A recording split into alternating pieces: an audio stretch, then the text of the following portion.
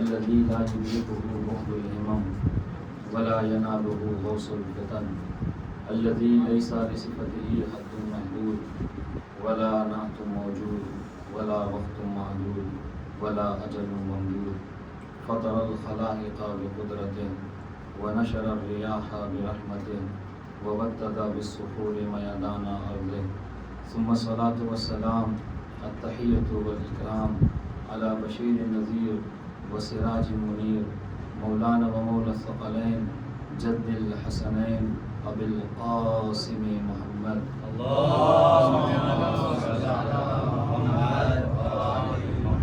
وآله الطيبين الطاهرين المعصومين المظلومين ولعنة الله على أعدائهم أجمعين أما بعد فقد روي عن محمد بن مسلم عن الصادقين عليهم السلام أنهما قال إن الله أوفز الحسين من قتله 4 خصال صلوات اللهم صل على محمد وآل محمد. محترم عزاداران سید الشہداء، مسلسل مجلسوں کا سلسلہ ہے، اس وجہ سے بہت مختصر وقت میں آپ حضرات کی خدمت میں کچھ معروضات عرض کرنی ہیں۔ محمد بن مسلم کہ جن کی وثاقت کے لیے بس ان کا نام ہی کافی ہے، جو کہ حافظ حدیث ہیں، خود امام کی زبانی، وہ یہ روایت کرتے ہیں، گرچہ یہ روایت اس کے علاوہ امام حسن عسکری علیہ السلام سے بھی مروی ہے،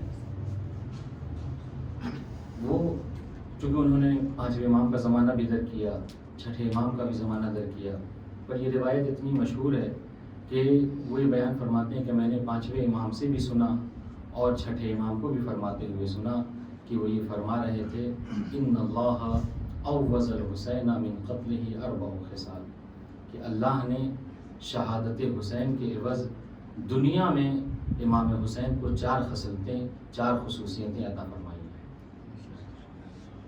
اور دیکھیے، جب کبھی یہ کہا جائے کہ خصوصیت، تو خصوصیت کا مطلب یہ ہے کہ اگر میں یہ کہوں کہ فلاں صاحب کے اندر یہ خاصیت پائی جاتی ہے، اس کا مطلب یہ ہے کہ وہ خصوصیت، وہ صفت کسی غیر کے اندر نہیں پائی جاتی، ورنہ پھر یہ خاصہ نہیں کہہ جائے گا۔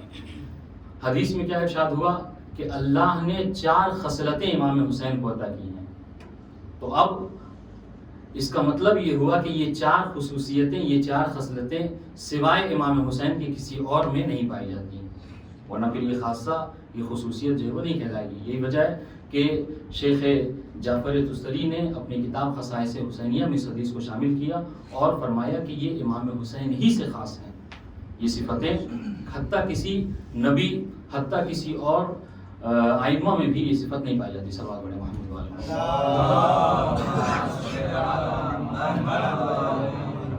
چنانچہ وہ یہ بیان فرماتے ہیں کہ میں نے سنا کہ امام فرما رہے تھے کہ اللہ نے 4 خصلتیں امام حسین کو عطا فرمائیں۔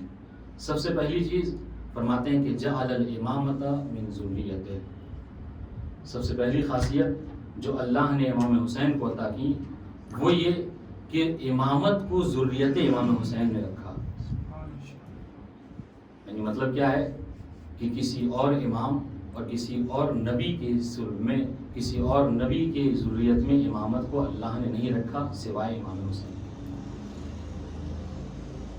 اچھا، یہ امامت دیکھیں، یہ کوئی عام منصب نہیں ہے، بلکہ امامت اتنا عظیم منصب ہے کہ خلیل خدا امامت کا طلبگار ہے۔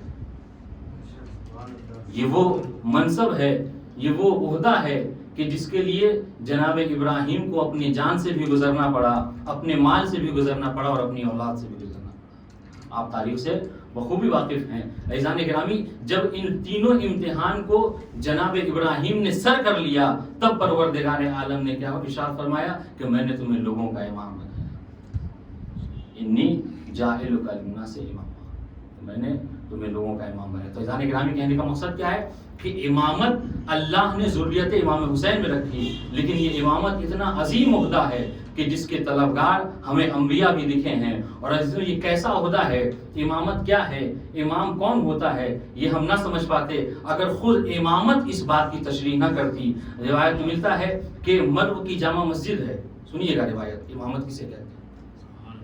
اللہ نے کیسی خاصیت امام حسین کو عطا کی. مرو کی جامع مسجد اور 8ویں امام کا دور ہے.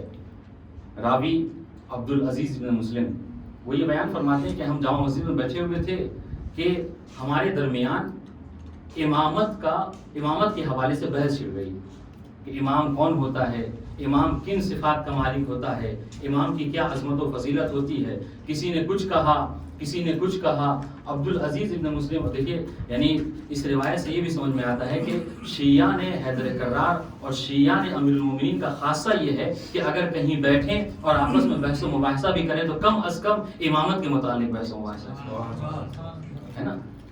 تو عبدالعزیز مسلم کہتے ہیں کہ ہمارے درمیان امامت کے متعلق بحث چھڑ گئی. کوئی کچھ کہتا ہے، کوئی کچھ کہہ رہا ہے، کوئی کہتا ہے کہ امام کی یہ فضیلتیں ہیں، کوئی کہتا ہے امام ان خاصہ کا حامل ہوتا ہے. عبدالعزیز مسلم کہتا ہے کہ میں نے وقت کو غنیمت سمجھا، فوراً وہاں سے اٹھا اور 8ویں امام کی خدمت میں آیا. اور آنے کے بعد میں نے 8ویں امام سے پوچھا، مولا ہمارے درمیان بحث چل رہی ہے امامت کے متعلق، آپ بتائیے کہ امام کون ہوتا ہے، آپ فرمائیے کہ امام کن صفات کا مالک ہوتا ہے، امام کی کیا عظمت و فضیلت ہے. تو امام نے بیان فرمایا، عبدالعزیز بن مسلم اگر تم نے پوچھ لیا ہے تو جان لو الامام واحد دہرہ.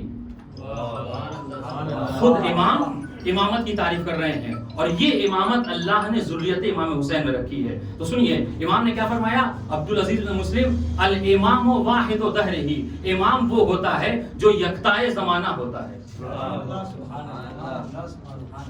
الامام واحد دہرہ ولا یعادلہ عالم، امام وہ ہوتا ہے کہ جس کا کوئی عالم بھی برابری نہ کر سکے. امام وہ ہوتا ہے کہ جس کی برابری کوئی عالم نہ کر سکے. عزیزان گرامی یہاں پر روک کر ایک جملہ کہنے کا دل چاہ رہا ہے. امام فرما رہے ہیں کہ کوئی عالم امام کی برابری نہیں کر سکتا. معلوم یہ ہوا کہ اگر کوئی عالم ہے حقیقی معنوں میں امام کے نزدیک اس کی علمیت ثابت ہے، پھر بھی اگر وہ چاہے تو امام کی برابری نہیں کر سکتا. تو عزیزان گرامی جب عالم امام کی برابری نہیں کر سکتا تو پھر وہ کیسے امام کے برابری کر سکتا ہے کہ جس سے زیادہ مدینے کی عورتیں مسائل سے واقف ہیں. مل جل کر صلوات پڑھیں محمد والے.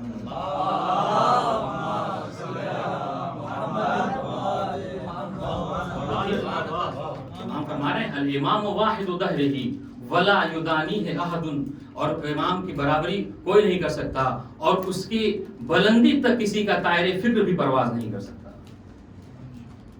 ولا یعادلہ عالم، کوئی عالم بھی چاہے تو امام کی برابری نہیں کر سکتا.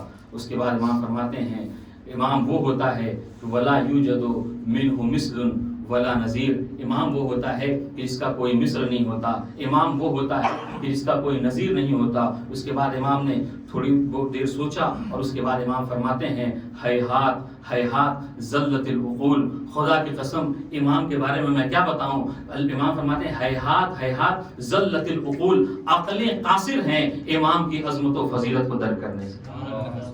عزیزان گرامی ایسا منصب، ایسا عظیم منصب کہ جسے ہم تصور بھی نہیں کر سکتے، وہ منصب اللہ نے کیا فرمایا کہ ان اللہ اوز الحسین من قتلہ ان جعل الامامۃ فی ذریتہ.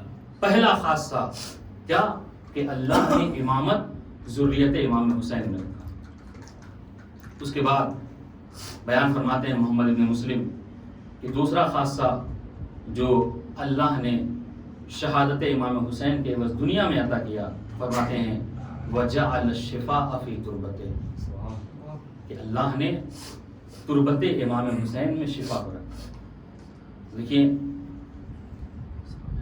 خداوند عالم نے جو کائنات میں قوانین جاری کیے ہیں اور یہ جو عالم ہے عالم تکوین ہے اور یہ ایک قانون کے تحت جو جاری ہے، اور یہ ایسا قانون ہے کہ جس کی تعریف خود اللہ نے کی کہ لن تجد لسنت اللہ تبدیلا ولن تجد لسنت اللہ تحویلا. ہمارے قوانین میں نہ تم کوئی تغیر پاؤ گے نہ کوئی تحول پاؤ گے. ہمارے قوانین میں چاہے اب یہ قانون تکوینیات میں ہو یا تشریعات میں، قانون سب کے لیے ایک ہے. لیکن عزیزان گرامی، ہم نے امام حسین علیہ الصلوۃ والسلام کی چونکہ خاصیت ہے نا، میں نے آپ کو عرض کروں کہ دیکھیے اللہ نے اپنے قانون کے متعلق کیا کہا کہ ہمارے قانون میں کبھی کوئی تبدیلی نہیں ہے. لیکن عزیزوں، یہ امام حسین کی عظمت ہے کہ جہاں پر آ کر اللہ نے اپنے قانون تکوینی میں بھی تبدیلی کی ہے اور قانون تشریعی میں بھی تبدیلی کی. کیسے؟ میں آپ کو عرض کروں کہ دیکھیے مٹی کا خاصہ یہ ہے، تکویناً اللہ نے تکویناً مٹی کو ایسا بنایا ہے کہ اگر کوئی انسان مٹی کھائے تو اسے نقصان ہوگا. یہ وجہ علماء بیان فرماتے ہیں کہ چونکہ مٹی کھانے سے اضرار بالنفس لازم آتا ہے، لہذا مٹی کھانا حرام ہے. تو تکویناً حرام ہے کہ انسان مٹی کھائے.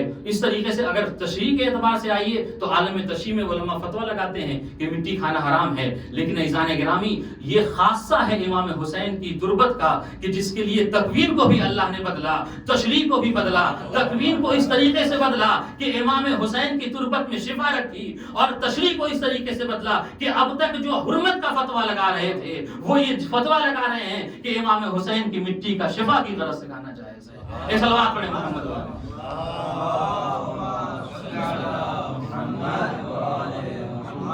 مل کر ایک اور صلوات پڑھیں.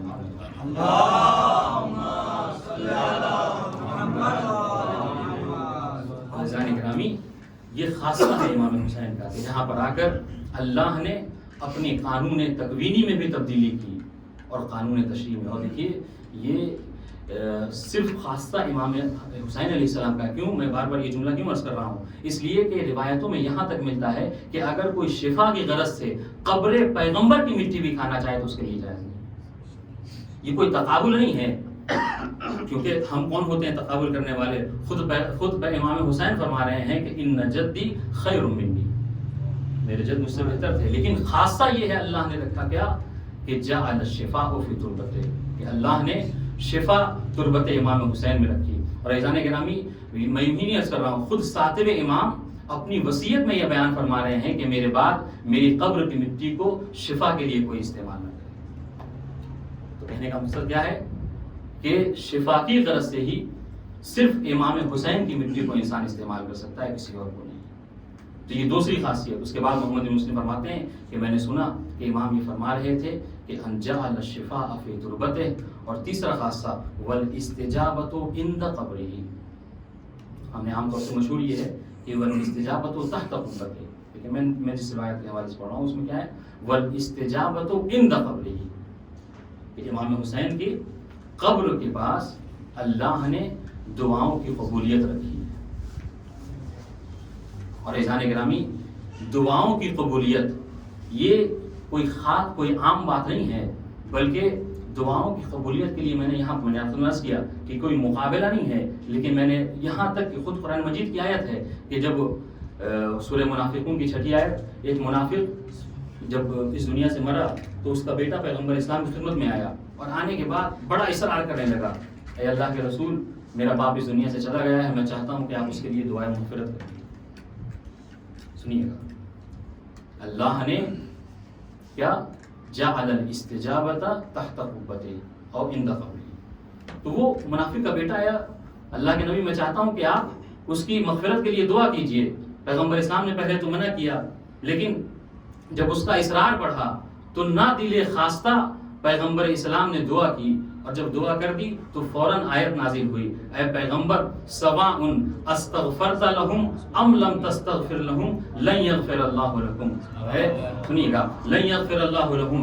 اے پیغمبر آپ دعا کر رہے ہیں، دعا کر دیجئے، ہمیں کوئی فرق نہیں پڑتا، چاہے آپ ان کی مغفرت کے لیے دعا کریں یا نہ کریں.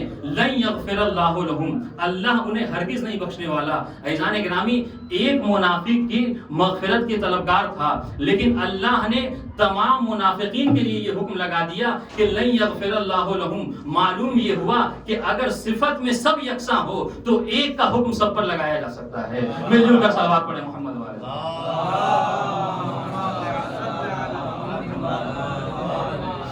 اللہ نے اپنا حکم لگایا کہ پیغمبر آپ دعا کیجئے یا نہ کیجئے، ہم انہیں بخشنے والے نہیں ہیں۔ اور اس طرح کی ایک اور آیت ہے سورہ انعام میں جہاں پہ یہ ارشاد ہو رہا ہے کہ پیغمبر اگر آپ 70 مرتبہ بھی منافقوں کے لیے دعا کریں تو ہم انہیں بخشنے والے نہیں ہیں۔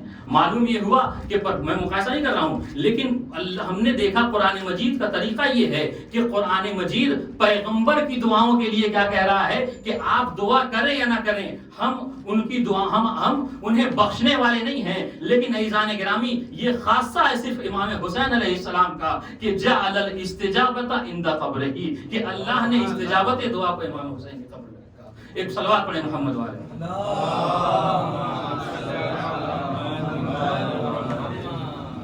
تو عزیزان گرامی یہ وہ خاصیتیں ہیں کہ جو اللہ نے امام حسین کو بخشی۔ یہ تیسری خاصیت۔ اس کے بعد محمد بن مسلم بیان فرماتے ہیں کہ میں نے سنا کہ عام طور سے ہم یہ تین خاصیتیں ہی سنتے ہیں، لیکن روایت میں چوتھا جملہ بھی ہے۔ فرماتے ہیں وَلَا تُعَدُّ أَيَّامُ زَائِرِهِ جَائِيًا وَرَاجِعًا مِنْ عُمْرِهِ۔ کہتے ہیں کہ امام اور یہ خاصیت ہے، میں بار بار عرض کر رہا ہوں کہ یہ خاصیت ہے، یعنی مطلب کیا ہے؟ مطلب یہ ہے، ترجمہ سب سے پہلے کیا فرماتے ہیں کہ وَلَا تُعَدُّ أَيَّامُ زَائِرِهِ جَائِيًا وَرَاجِعًا مِنْ عُمْرِهِ۔ اللہ نے یہ خاصہ رکھا ہے امام حسین کے لیے کہ اگر کوئی امام حسین کی زیارت کے لیے جاتا ہے تو اس زیارت میں جتنا ٹائم وہ دیتا ہے، جتنا وقت صرف کرتا ہے، وہ وقت وہ زمانہ اس کی عمر میں شمار نہیں ہوتا۔ معلوم یہ ہوا کہ اگر آپ 10 سال زائر امام حسین کی صفت سے نجف میں رہ رہے ہیں اور آپ کی عمر 50 سال ہے تو آپ کو اللہ 60 سال عمر عطا کرے گا، یعنی یہ 10 سال آپ کو جو ہے وہ بونس مل گیا۔ عزیزان گرامی کہنے کا مقصد کیا ہے کہ اللہ ان کی عمر، ان کے جانے آنے میں جو وقت صرف ہوتا ہے ان کی عمر میں اس کو شمار نہیں کرتا۔ اور عزیزوں یہ خاصہ ہے، مطلب کیا ہے کہ بقیہ ائمہ کے مطابق، بقیہ نبیوں کے حوالے سے اگر کوئی زیارت میں ٹائم دیتا ہے تو ہو سکتا ہے کہ اس لیے خاصہ ہے کہ وہ اس وقت وہ زمانہ اس کی عمر میں شمار ہو، لیکن یہ امام حسین کا خاصہ ہے کہ اگر کوئی امام حسین کی زیارت کے لیے جاتا آتا ہے تو وہ عمر، وہ وقت، وہ زمانہ اس کی عمر میں شمار نہیں ہوتا ہے نا۔ اب آئیے جب بات زیارت کی آ گئی تو میں آپ کو عرض کروں کہ یہ زیارت ہے کیا۔ زیارت کے متعلق چونکہ گفتگو میری عام طور سے جو ہے محقق تستری کی کتاب خصائص حسینیہ سے ہے، تو خصائص حسینیہ میں ہی اس روایت کو وہ بیان فرماتے ہیں کہ ایک شخص چھٹے امام کی خدمت میں آیا۔ سنیے گا کیا خاصہ اللہ نے عطا کیا امام حسین کو، اور آنے کے بعد سوال کرتا ہے کہ مولا میں نے ایک حدیث سنی ہے، میں اس حدیث کی تصدیق کے لیے آپ کی خدمت میں آیا ہوں۔ حدیث کیا ہے کہ مولا میں اکثر یہ سنتا ہوں کہ اگر کوئی شخص زیارت امام حسین کے لیے جاتا ہے تو اسے ہر قدم پر 7 حج اور 7 عمرہ مقبولہ کا ثواب دیا جاتا ہے۔ تو مولا یہ بتائیے کہ کیا یہ حدیث صحیح ہے، درست ہے؟ امام نے فرمایا کہ ہاں حدیث تو صحیح ہے، مگر 7 حج و عمرہ نہیں بلکہ 70 حج اور عمرے کا ثواب اللہ نے زیارت امام حسین میں عظمت رکھی ہے۔ اس نے کہا تعجب، عذر تعجب، اسے صرف حدیث سننے سے تعجب ہوا تھا۔ امام نے 7 کو 70 کیا، اس کے بعد کہا مولا 70 حج و عمرہ؟ امام نے فرمایا نہیں 70 حج اور عمرہ نہیں بلکہ جیسے جیسے وہ قدم اٹھاتا ہے اللہ اسے ہر قدم کے عوض 700 حج اور 700 عمرے کا ثواب عطا کرتا ہے۔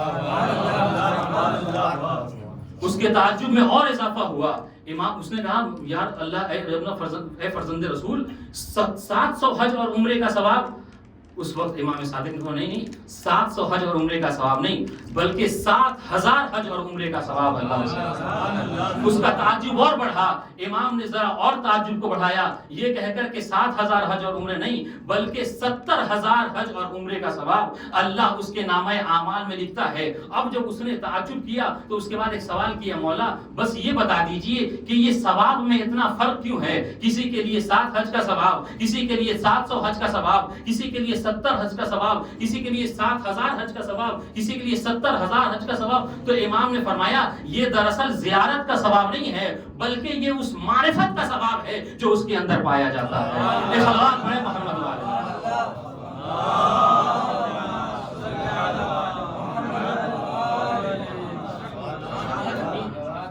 معرفت امام حسین اگر کسی کے دل میں ہے تو یقیناً اس کا ہر قدم 70,000 حج اور عمرے کا حقدار ہے۔ اور عزیزوں، اس سے بڑھ کر اور مثال کیا ہو سکتی ہے؟ اس میں کوئی تعجب کی بات نہیں ہے کہ کوئی انسان ایک قدم اٹھائے اور اسے 70 حج اور عمرے کا ثواب ملے۔ نہیں عزیزوں، اگر واقعی معرفت اس کے دل میں ہے تو یقیناً اللہ اس بات پر قادر ہے کہ اسے اتنا ثواب دے۔ کیوں؟ اس لیے کہ ہم نے تو تاریخ میں یہ دیکھا ہے کہ اگر کوئی معرفت کے ساتھ ایک ضربت لگا دیتا ہے تو پروردگار کہتا ہے ضربت علی یوم الخندق افضل من عبادت الصدقین۔ ملوں کا ثواب پڑھیں۔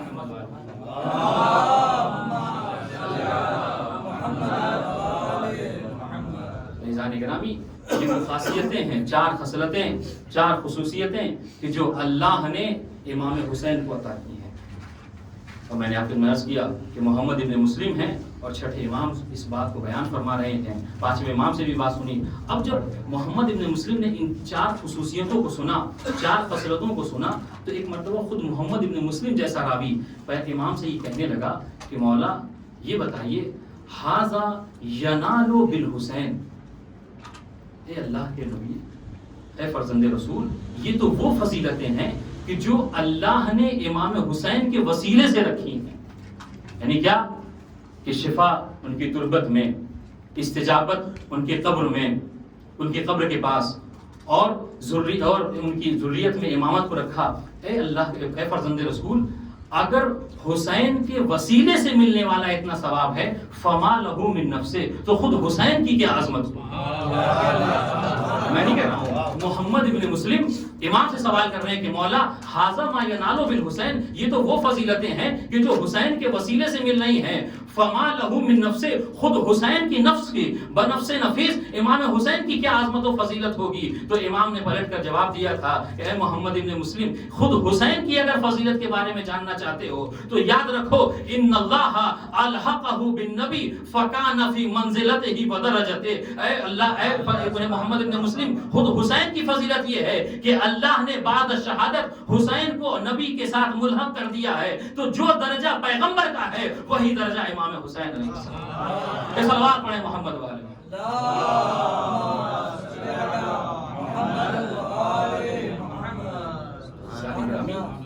یہ وہ عظمتیں ہیں، یہ وہ فضیلتیں ہیں کہ جو اللہ نے امام حسین کے حوالے سے رکھی۔ اور چونکہ آج مجھے مصیبتیں اور مصائب جو ہے وہ عنوان محمد کا پڑھنا ہے، اس لیے میں چاہ رہا ہوں کہ تقریباً 5 منٹ میں کچھ باتیں جناب زینب اور امام حسین کے متعلق۔ کیوں؟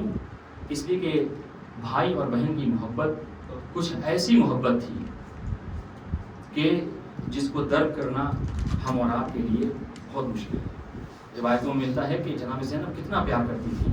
روایتوں میں ملتا ہے کہ جب جناب زینب گہوارے میں تھی تو اس وقت تک سکون نہیں پاتی تھی جب تک امام حسین کی آہٹ محسوس نہ۔ گہوارے میں بے چین تھی، ہمیشہ بے چین رہا کرتی تھی، مگر جب امام حسین کی آہٹ مل جاتی تھی تو جناب زینب سکون پا لیتی تھی۔ یہی وجہ ہے کہ ایک مرتبہ جناب زہرا پیغمبر اسلام کی خدمت میں آئیں اور آنے کے بعد عرض کرتی ہیں، اے اللہ کے رسول، میں دیکھتی ہوں کہ یہ میری بیٹی ذرا عجیب و غریب قسم کی ہے، میں دیکھتی ہوں کہ اسے چین و سکون جلدی نہیں ملتا ہے، جب تک حسین اس کو کی آہٹ محسوس نہ کر لے زینب کو سکون نہیں ملتا۔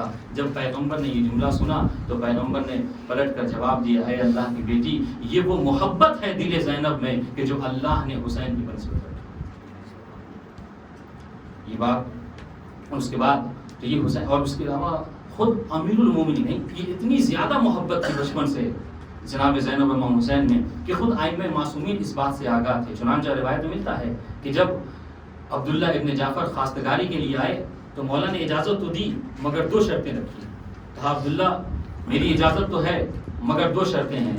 پہلی شرط یہ کہ زینب جب چاہیں بلا کسی شرط کے حسین کی زیارت ہو جا سکتی ہے۔ دوسری شرط کہ اگر کبھی حسین کو سفر درکار ہو تو عبداللہ تم وعدہ کرو کہ کبھی زینب کو حسین کے ساتھ سفر پہ جانے سے نہ روکو۔ اور یہی شرط تھی کہ ہم نے تاریخ میں دیکھا کہ روایت میں یہاں تک ملتا ہے کہ ایک دن میں جناب زینب کئی بار امام حسین کی زیارت ہو جاتی۔ یہ جناب زینب کی محبت، اور پلٹ کر خود امام حسین جناب زینب سے کتنی محبت کرتے تھے. روایت میں ملتا ہے کہ جس طریقے سے پیغمبر اسلام جناب زہرا کے احترام میں کھڑے ہو جایا کرتے تھے، اس طریقے سے امام حسین جب کبھی جناب زینب آیا کرتی تھیں تو امام جناب زینب کے احترام میں امام حسین کھڑے ہو جایا کرتے تھے. چنانچہ روایت میں ملتا ہے کہ ایک مرتبہ امام حسین قرآن مجید کی تلاوت فرما رہے تھے کہ اسی اثنا میں جناب زینب داخل ہوئی. یہ بعض روایتوں میں ہے کہ قرآن مجید کو بند کیا اور ایک کنارے میں رکھا اور احترام میں کھڑے ہو گئے. بعض روایتوں میں کہ نہیں، قرآن مجید کو اپنے ساتھ لیے ہوئے احترام زینب میں کھڑے ہو گئے. تو عزیزوں یہاں جملہ کہنے کا دل چاہتا ہے، ایک وقت میں خود قرآن صامت و ناطق جس کا احترام باجا رہا ہے اسے زینب کبریٰ کہتے ہیں. یہ صلوات پڑھیں محمد.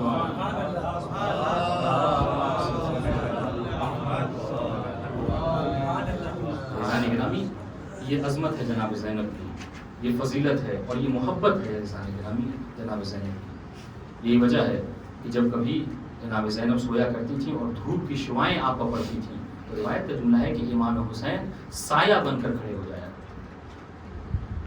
مطلب کیا ہے؟ مطلب یہ ہے کہ دونوں بھائی بہن ایک دوسرے کے لیے سائے کی مانند تھے، کبھی ایک دوسرے سے جدا نہیں ہوتا. یہی وجہ ہے کہ جب یہ قافلہ مدینے سے چلا ہے اور یوں تو شرط تو نکاح کے وقت ہی امام نے رکھ دی تھی، مگر عزیزان گرامی احترام شوہر کو بجا لاتے ہوئے جناب زینب نے عبداللہ ابن جعفر سے اجازت مانگی. عبداللہ ابن جعفر بھی معرفت کے عظیم مرحلے پر فائز تھے.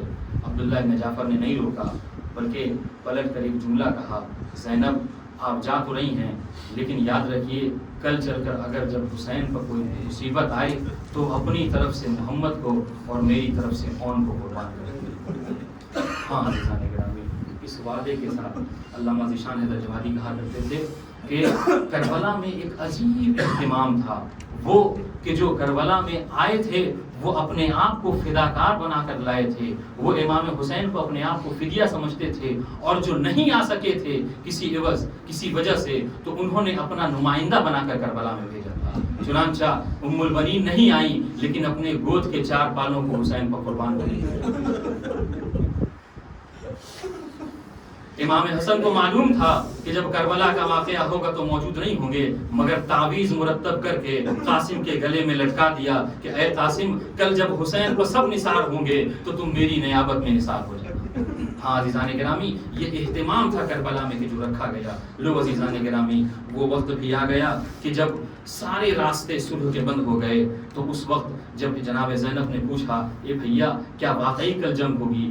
امام نے فرمایا ہاں بہن کل واقعی جنگ ہوگی. امام اب عالم یہ ہے کہ شب عاشور ہے اور ہر خیمے سے عبادت کی آواز آ رہی ہے، لیکن ایک خیمہ ایسا ہے کہ جس میں جناب زینب اپنے دونوں بچوں کو لیے ہوئے میدان کارزار کے جہاد کے ہنر کو بتا رہی ہیں اور یہ بیان فرما رہی ہیں کہ کل ماموں پر فدیہ ہونے میں پیچھے نہ رہ جانا. میر انیس نے پوری شب کی بات کو ایک شعر میں کچھ یوں رقم کیا کہ تم کیوں کہو کہ لال خدا کے ولی کے ہو، کیوں تم کہو کہ لال خدا کے ولی کے ہو، آدھا پکار اٹھیں کہ نواسے علی. ہاں عزیزان گرامی، جناب زینب امام حسین علیہ السلام کو فدا کرنے کے لیے دونوں بچوں کو تیار ہیں.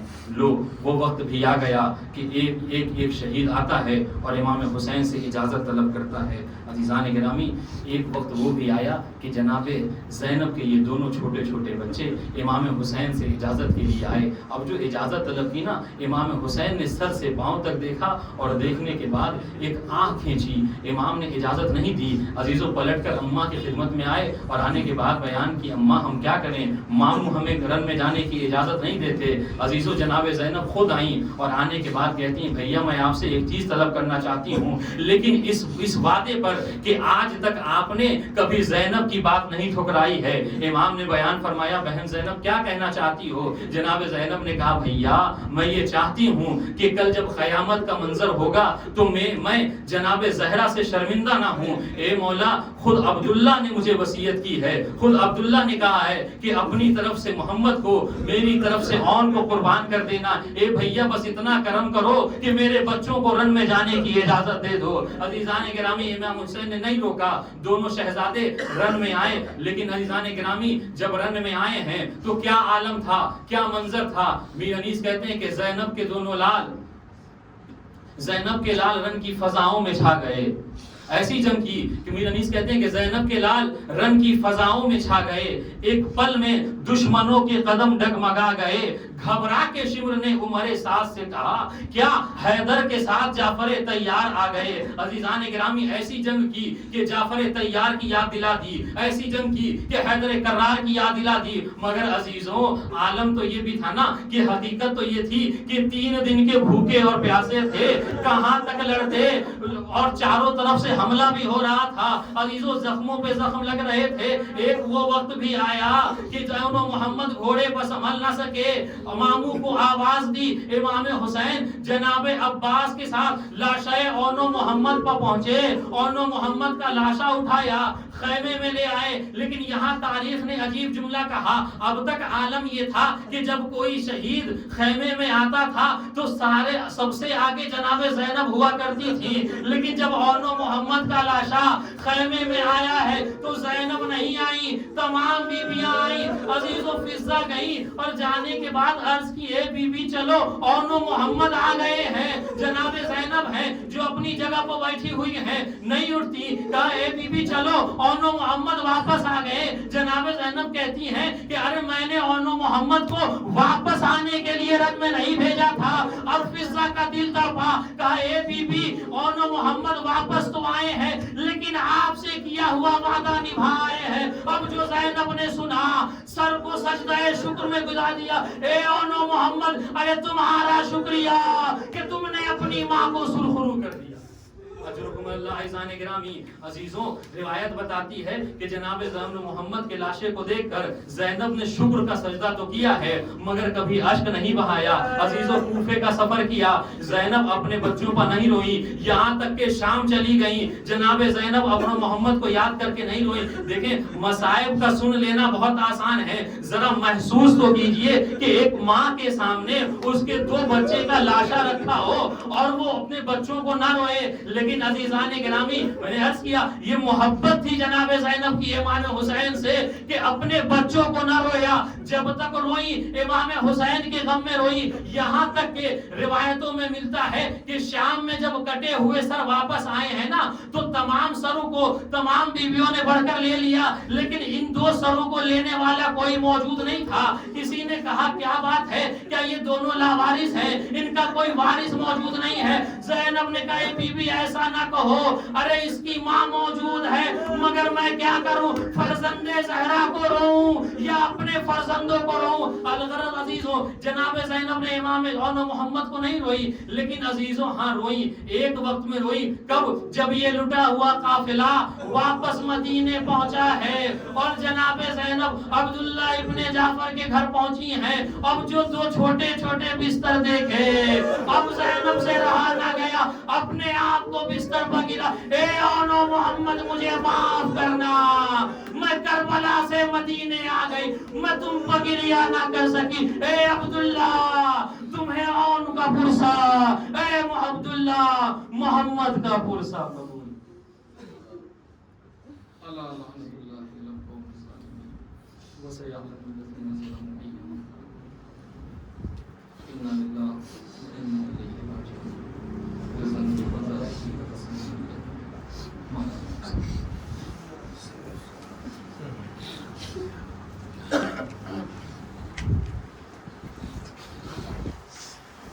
Ya Hussein, Ya Hussein, Ya Hussein, Ya Hussein.